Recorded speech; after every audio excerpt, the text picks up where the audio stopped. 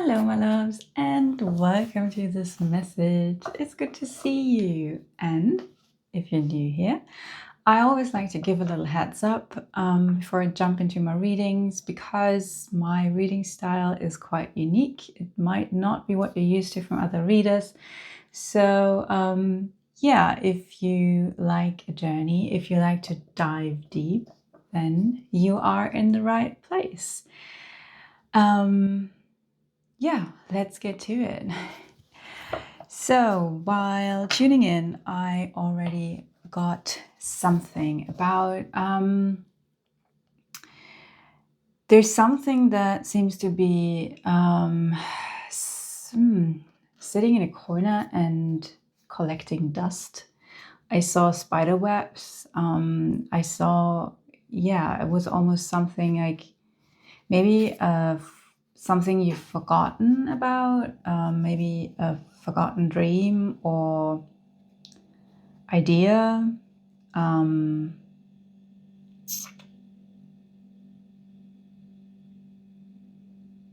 Yeah, some seed. Some seeds you've planted.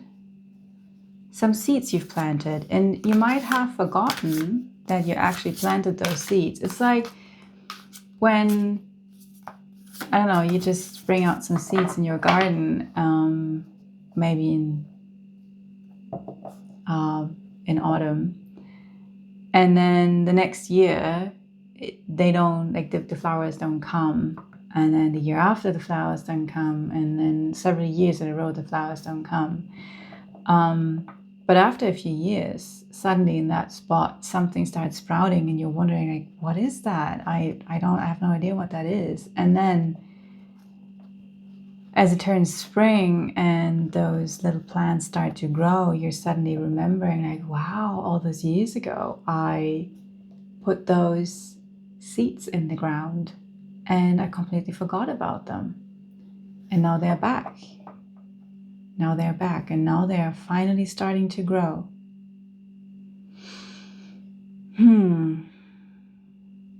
All right. Let's see what this is about. What more there is to it.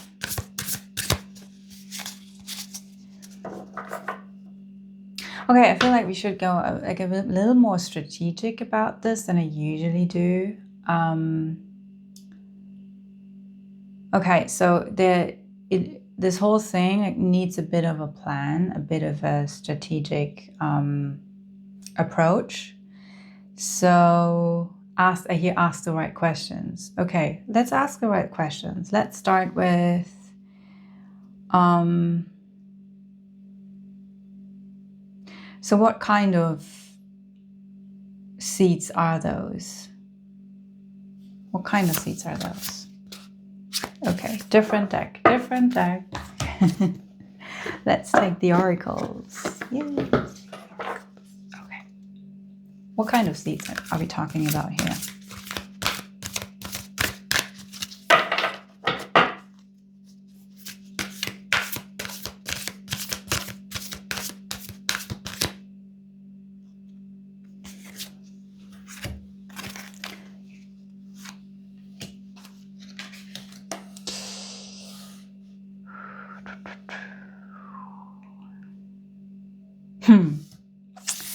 Okay, so we have deep knowing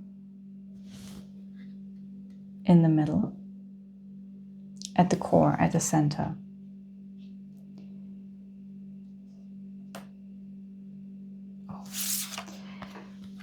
And I'm drawn to that star up here. I mean, if you've been seeing any of my readings or my other videos I do, I like to talk about your North Star, about finding your North Star, or better to say, like, following your North Star, because, excuse me, it's not really about finding your North Star because you have your North Star. It's always with you. It's just sometimes you forget that it's there, and sometimes we don't really know how to access it or where to, like, in which direction to look for it. And sometimes we just, like, keep looking in, I don't know, the south, but it's the North Star. So if you just turned around and looked to the north, we would see it. But yeah, sometimes we just forget because we're human and this is life and this is just how this existence works. So yeah, a little tangent here. But so you don't have to find your North Star. You just have to remember that it's there, remember that it does exist, and remember where to look. And this is happening when I look at that moon here, or this face. The eyes are closed. And with the owl on top, this is very much speaking about intuition, about this inner knowing, not really looking through the eyes. This is not how you find your North Star. By looking outside of yourself, you find your North Star by feeling, by looking inside of yourself. Yeah, it's the seed. It's the seed that is underground. It's not the flower it's really about, but it's remembering the seed inside of yourself.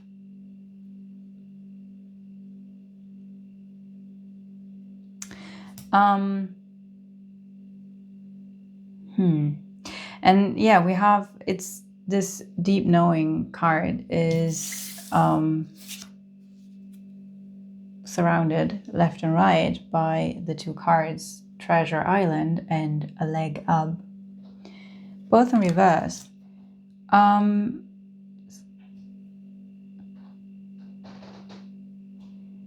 And I mean, we've been getting those cards quite a lot, especially the Treasure Island thing, and it keeps repeating like that topic of, well, you're actually sitting on a treasure.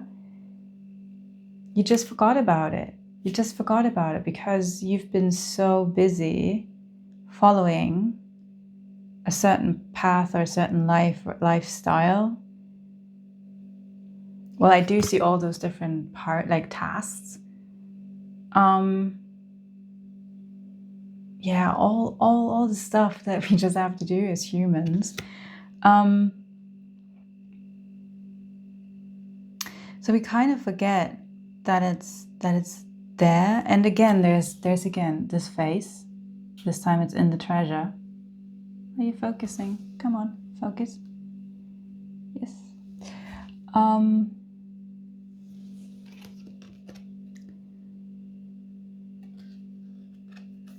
So really this deep knowing, this going within, is actually there to remember that you carry your treasure inside.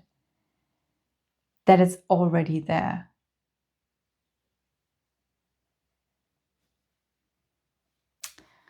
And with that leg up card,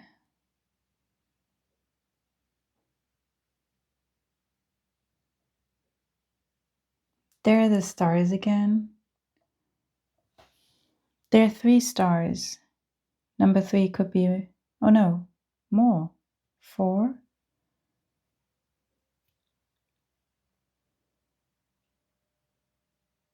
Well, the number of the card itself is 34.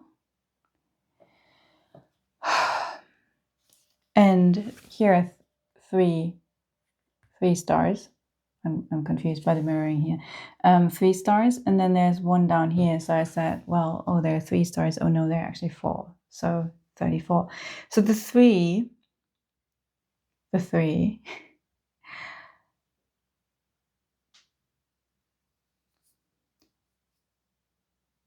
is a very divine number. So to me, it always speaks about this cosmic connection that we have. And the number 4 is actually the integration of it in this life, like the structure. I talked about structure in the beginning. So there's something about, again, yeah, planting those seeds, actually making something of it, making something out of it. So bringing it into this world, into this tangible form. And I can, the thing is, while I'm talking, I get hit with confusion. And I feel like I'm picking up on something that is it's almost like a panicking, like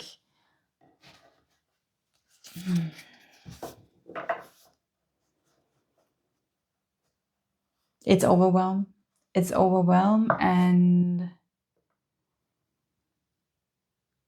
self-consciousness.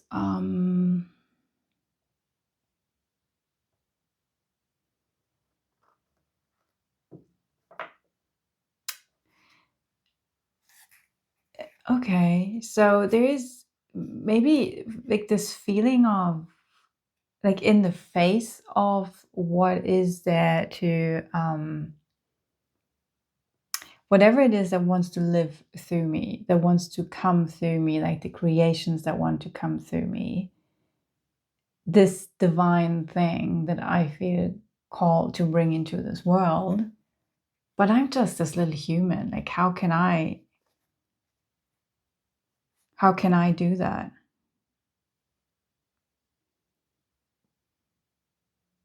So, well, I asked the question, what is that seed? What is that seed? Um, and it's like as per usual, we don't get a straight answer. And I mean, because like you're a collective, so there are many different answers to that. But what we can say is, well, there is something that wants to come through us, through this vessel that we are, through this human, and it wants to manifest. It wants to manifest in this world. And what I'm just realizing is that we have the mirrored numbers of 34 and 43.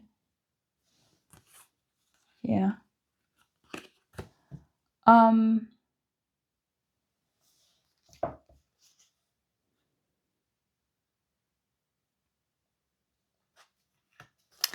so you don't have to do it alone. You don't have to do that work alone. You do have a leg up. You have you have a mama bear to climb on, basically. Um, yeah, and here I see the face again. It's up here this time. So you could, however you conceptualize it, it could be your higher self, it could be your spirit guides, it could be source, whatever your concepts are around that. Like you do have help, so you don't need to know everything, and you don't need to know the whole thing. Like your job is actually to just remember, well, this feels true in this very moment, so I'm going for this. I'm taking the next step in this, and I'm following this internal guidance system. I'm always saying, like, you have your compass inside of yourself. You have the compass, your personal compass that is pointing to your North Star. So actually all you need to do is just sit down, tune in, and connect with that inner compass. And of course, I mean, if you don't know where the journey is leading, and we just look at that huge thing that we think we are here to do, and it's like, how should I even start? That feels overwhelming. That feels confusing because, well,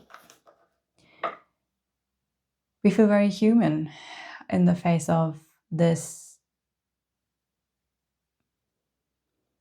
Well, for one, in the face of the divine, which is just like source to universe. It's just so humbling in so many ways. And then it's also this, well, if I don't know where to go, if I don't know what to do, how can I trust this? How can I trust myself? How can I know that I'm actually on the right path? So it is just, yeah.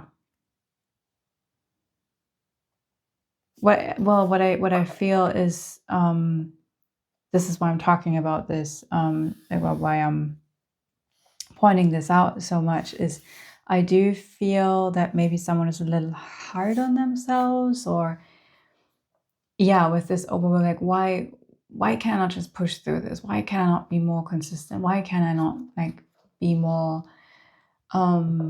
maybe courageous or brave or strategic about this? And it's well because you're human. You're human. And that's just what it is. And it's just human to sometimes trip and lose our centers. Actually, it's happening to me right now. I'm losing my center right now, and I'm trying to figure out why. And it's just happening to remind me that it's quite easy to come back and to just find that inner alignment again, and then pause, come back, and it's okay. It's okay. It's okay. I'm recording a YouTube video. I'm recording a reading. I told you my readings are different. Because I do trip up quite a lot in my readings, not because I'm a bad reader, but just because I'm picking up on energy and I'm very sensitive to it. So if this is coming through, I always know there's a reason why.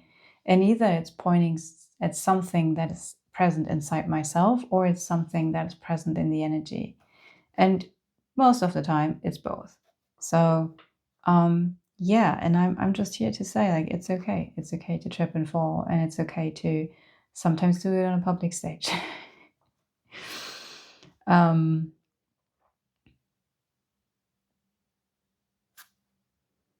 Yeah, I'm just drawn to the my tarot deck that I've been holding, and there's the death card on the bottom of the deck. And so here, this is speaking to me very much about that. Yeah, death or rebirth, which has been a huge topic lately. But it's really just an expression of this journey of being a human and not knowing where it'll lead us. We just don't know it. And we like the only thing that we can do is actually to just take the next step on the journey, because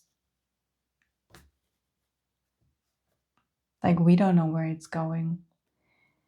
So all you can do is just take the next step and follow that deep intuition, because like here I am again, it's mirrored, this moon up here and then this moon here.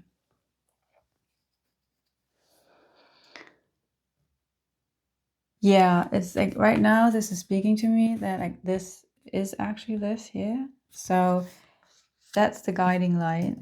That's where you need to focus your attention and just follow it.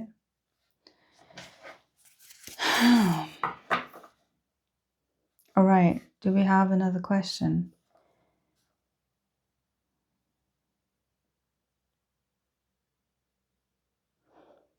Okay, I hear the question. How can I find that center? And how can I be sure that this is really me speaking? Yeah, so those are two important questions.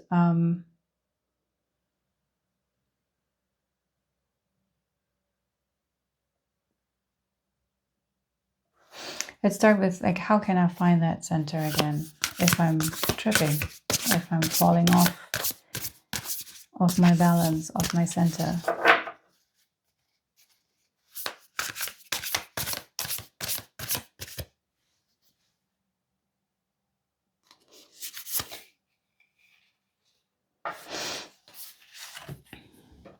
The Lovers.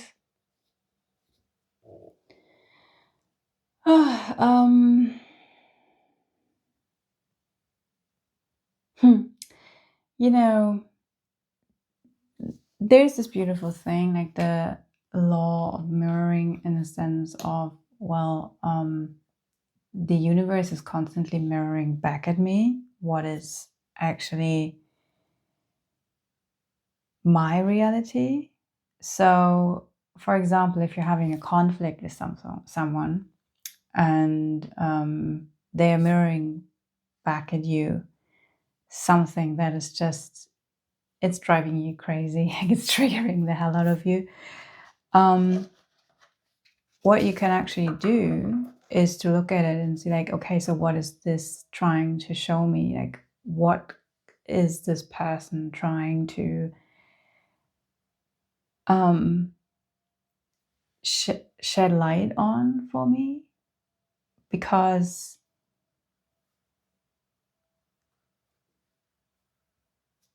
I cannot accept or like engage with that part inside of myself. It has to show up for me in my exterior world. So I don't know, like my really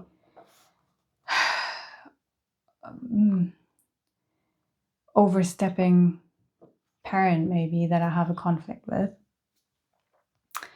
And they're annoying me with the topic of fears or doubts. Maybe they are mirroring back like a fear or a doubt. They're mirroring it back at me that I do not allow myself to feel, because I feel like if I maybe let that in, if I make that part of me conscious or that fear conscious, maybe I wouldn't do it. Maybe I wouldn't do what I want to do. So I'm getting something about a journey, like someone maybe wanting to take a journey, and then they have like a parent that is a mother. I get a mother that is like, well, but that's dangerous. Like you can't just do those kind of rash decisions. You can't just go like overseas. I see someone maybe backpacking or like going to a country that is just like a completely different culture. I do get something about Asia, Bali, yeah, Indonesia in general. So yeah, maybe just whatever it is. And I mean, my last reading was about taking a trip, taking a journey, taking a leap into that journey. So yeah, there probably will be people around us who's telling us like, "Are you crazy? Like, you can't do that. Did you really think that through?" And you might get annoyed and say like, "Ugh, why? I cannot be bothered with this. Just leave me alone." But what usually is happening is that this is a part of ourselves that we do not want to look at, because when, like this example with the journey, maybe we think that if we allow ourselves to feel or hear or listen to those doubts, like, is it maybe rash, or is it maybe something that is a bit risky, or overwhelming, or am I capable of doing that? And there might be the fear that if we let those thoughts and feelings be present for us and actually look at them and listen to them, that they might talk us out of it, then we don't do it then. And so we'd rather push it away and just ignore it altogether. And then it has to show up in our outside world because, because we are separating that part of ourselves from us, from our actual experience. And then we're not able to see ourselves clearly. So this is when we are losing our center. This is when we are not seeing all of ourselves. And so it's showing up in the external world, and there's nothing wrong with that or bad with it, but you can use it, you can work with it, you can work with it as a mirror. And I know that I'm reading the Lover's card in a way that, I told you, my readings are a bit different. Most readers would look at this in a different way, but it is very clearly speaking to me about this mirroring aspect right now. And this is what the archetype of the Lovers actually is about. It is about the external mirror that we learn to work with by engaging with other people, other humans. And by that, we learn to engage with ourselves.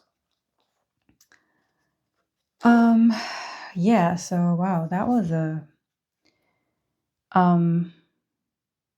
an interesting answer.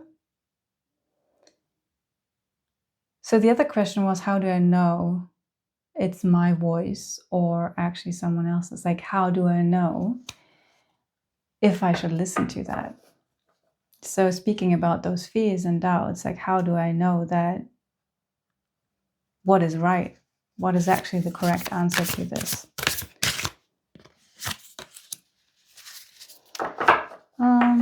So we get the 5 of coins.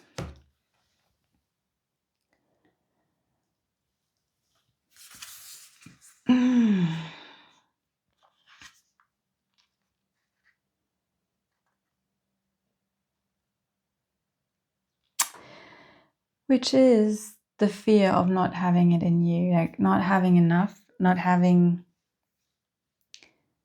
So let's say you want to take that trip and you're afraid of, like, if I start having those fears and doubts and I'm listening to it, they might talk me out of it, and I will drop it and I won't do it. That is actually a fear of not having it in me, not having enough of whatever I think I need in order to see this through. The thing is, it's not about not feeling the fear or hearing those doubts. It's more about seeing them and doing it anyways. Just saying, like, hey, I see you, I hear you. Those are parts of myself that do have valid reasons why they do raise those questions of, are you sure about that? Is that a good idea? And you should listen to them in a way of, well, okay, thanks for the input. Let's think this through. And then I'm still free to still choose the thing I wanted to choose, but instead of pushing it away, instead of ignoring those fears, because they just become louder and louder if we do that, if we push them away. Instead of that, we just listen to it, and then we see, like, okay, so but why do I think I don't have it in me? Why do I think I cannot handle those situations? Why do I think I might be overwhelmed, or it might be dangerous, or whatever?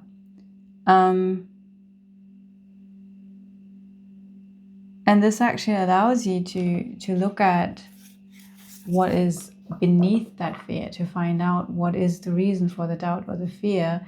And usually it is a sense of, I am not enough, I'm not good enough, I'm not strong enough, I'm not clever enough, I'm not whatever, experienced enough, brave enough, I'm not enough.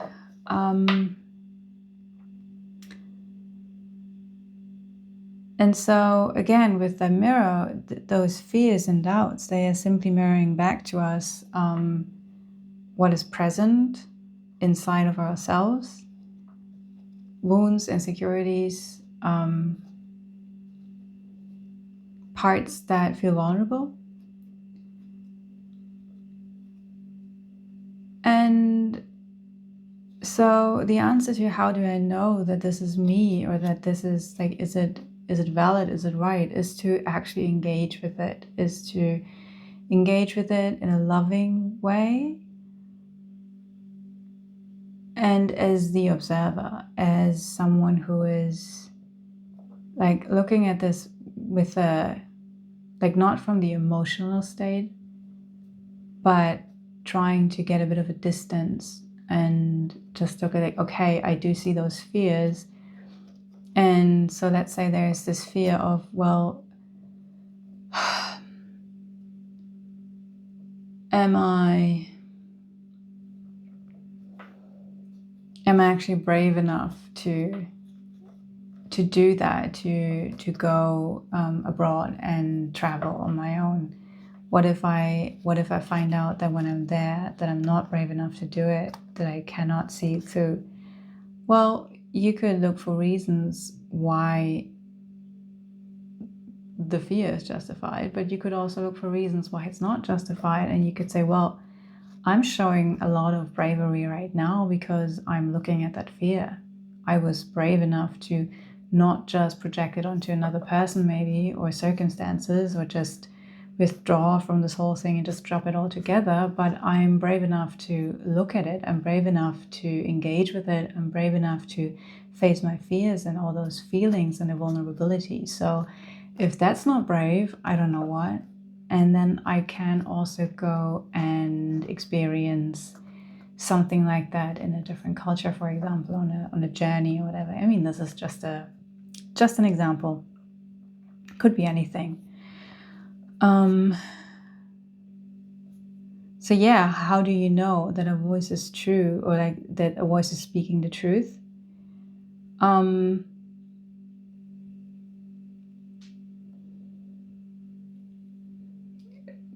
There's not really a one and done answer to that. But looking at it and asking for the truth and looking at it from all points of views that are available to you is a great start. And again, this is just the first step, and then you can take the next step and the next step and the next step. I have to be honest, this is a bit of a weird energy we're in right now. It's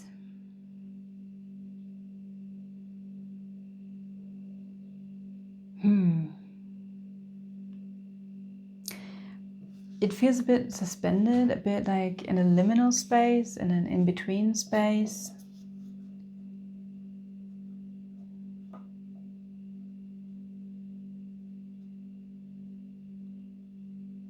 Again, I'm back in that room with those spider webs in the corner.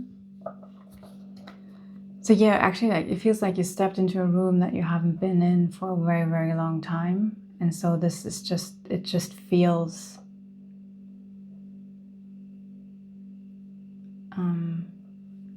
not unfamiliar, because you know that place, you've been there before. But it's a long time ago. Oh, as a kid, you've been there as a kid. Yes, you've been there as a kid.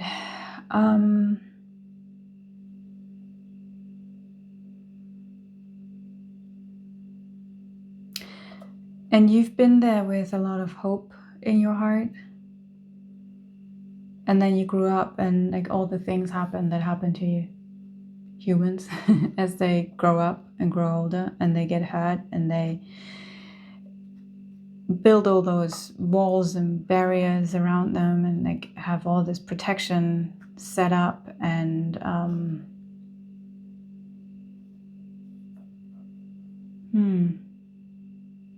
they forget about that child in that room.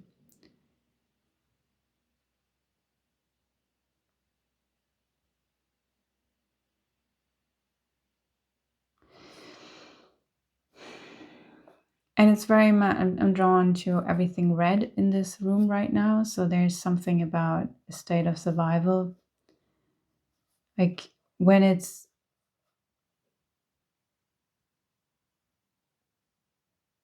you're so busy about thinking, how can I protect myself and how can I survive? There's not a lot of room for dreams, for adventures, for taking risks.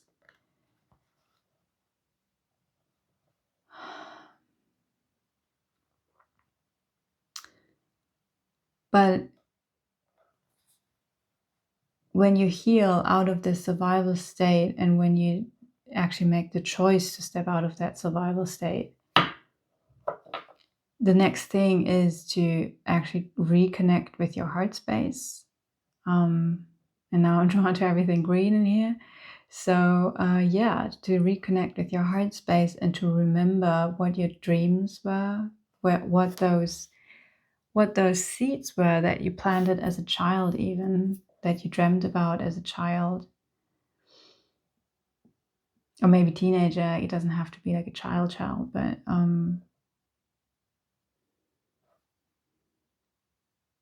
And so there's something here about look out for those first little signs, like those first little spring flowers. And there's like there will be more.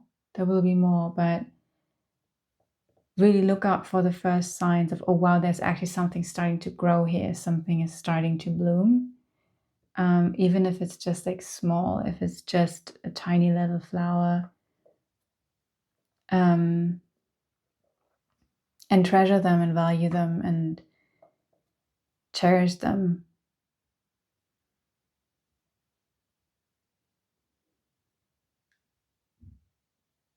And again, so now they're bringing me back to that, to this Five of Coins card, like the fears. There will be, like, as soon as you start to engage with those flowers, fears will come up, doubts will come up, and know that this is normal. Know that this is something that is just part of the process.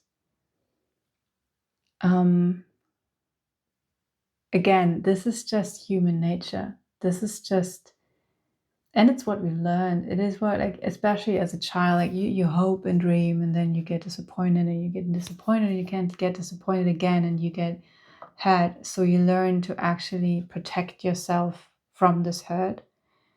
You protect your heart space, and you just go for the survival instinct.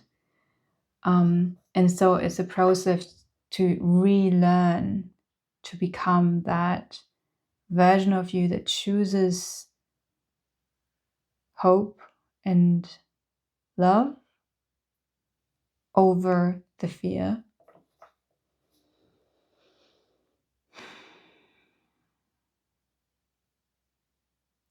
And by doing that, you're actually allowing yourself to re-engage with that inner child that is what we could call the sun child, the one that is not the sad, hurt one, but the one that is happy and that is playful and that like to dream. See, like that one, like the little bear here, climbing up, playing, just playing, trying out things, not taking life so seriously.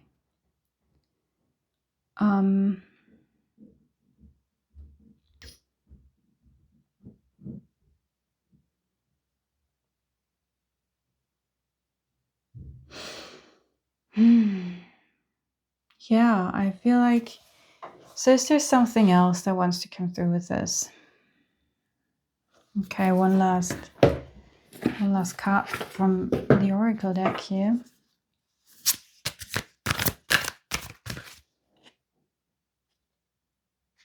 This one. Okay, well,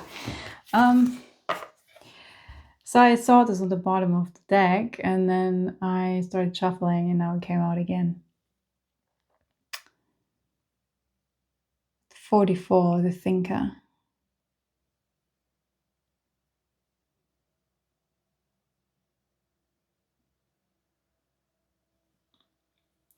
Yeah, there's something about overthinking something. Again, you see, like, she's sitting here and thinking, and then there is that face again, this intuition again, but she's looking the other way. She's looking somewhere else. She's not, there's a disconnect here. The mind is a beautiful thing. I love the mind. My mind is always on.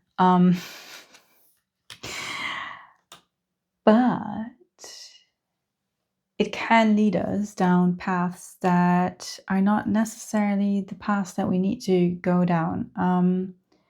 And sometimes we just need to act. Sometimes we just need to follow that impulse, that urge, and not overthink it. Okay, another one.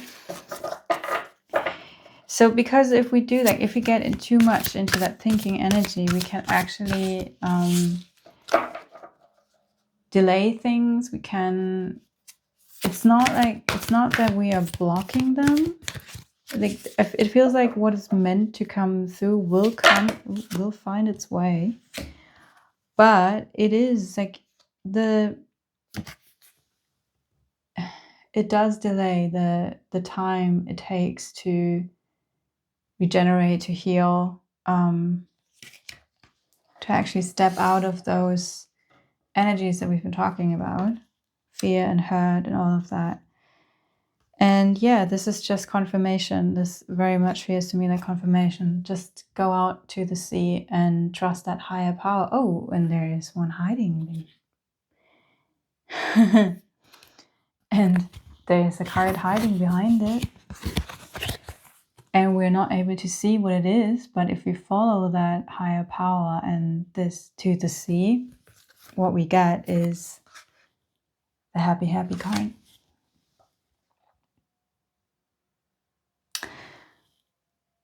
And I really want to end on this note. I want to end with this card, with the happy, happy card. And I just want to show you how she is, for one, sitting on this egg, which is potential, with that face in there. Like, she is connected now. She's not looking another way. She's sitting on it, and she's holding her North Star in her hands.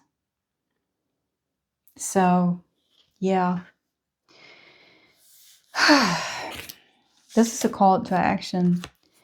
Really, it is a call to action. Aligned action, but it is a call to action.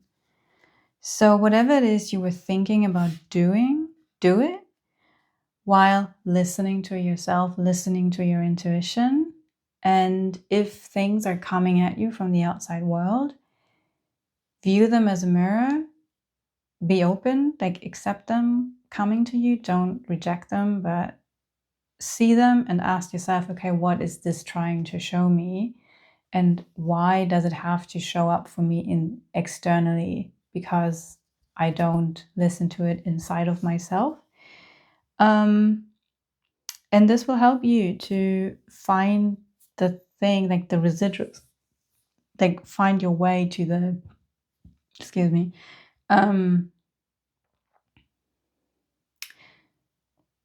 to what is still holding you back in actually going out to the sea and stepping into this version of yourself that simply is leading this happy, happy life. All right, my loves. Yeah. Wow. What a beautiful message. I